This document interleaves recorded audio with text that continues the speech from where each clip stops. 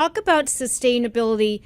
One of the challenges that I think about with sustainability today, first of all, with all of the climate change and the almost existential angst you see in the public, do you feel any of that yourself as you're in the trenches and you're trying to make changes and you're seeing the speed with which we're moving or not moving in the right direction?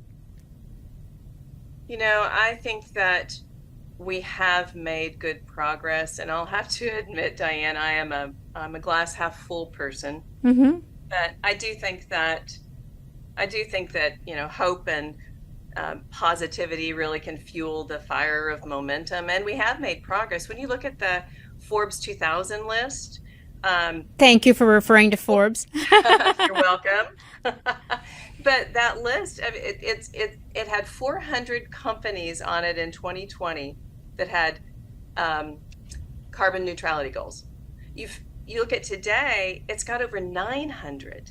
And you can say that we're not moving fast enough, and I do hear that, but we are moving. That's significant. When you look at the number of companies who have set science-based goals, science-based climate goals, it represents a third of the global economy by market cap. That's significant. So yes, it's we should always be moving faster, but I think we need to celebrate the progress we've made, because that's what helps give us momentum to continue. So I'm optimistic about it. So that's not to say it's easy. It's hard. And roles like mine and this kind of work, I mean, frequently it's referred to accountability without control, right? Well, that's a good point. It's you could say minister without. Well, you have a portfolio, but when you say accountability without control, is it because it's a staff function as opposed to a line function with a P&L and saying you'll do it or else? In a sense, yes. It does not have, I guess, what you refer to as positional power over all of the actions. So when I first started this role, I actually thought it was quite easy. I'd had relationships in the company. I'd go to my colleagues and other leadership positions saying, here's what we're trying to accomplish. They'd say, Charlene, that's great. I'm with you. Let's do it.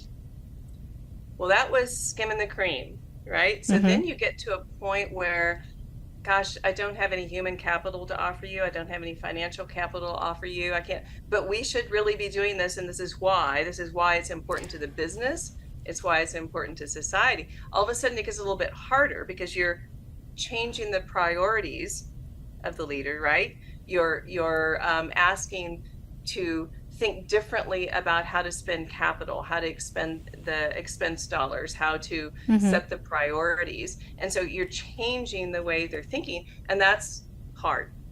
Well, let's to one thing I think to really finish up in terms of advice, because I do think AT&T has actually made some concrete goals. I see the reports every year. Since you don't have a lot of the other levers that other C-suite roles are used to, what do you think has been the most effective strategy then for moving the needle in the role that you're in?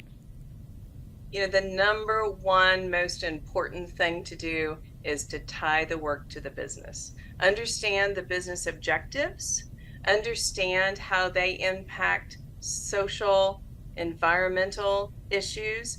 So for example, when disasters happen, natural disasters happen, that impacts our network. Yeah. That impacts our ability to connect our customers.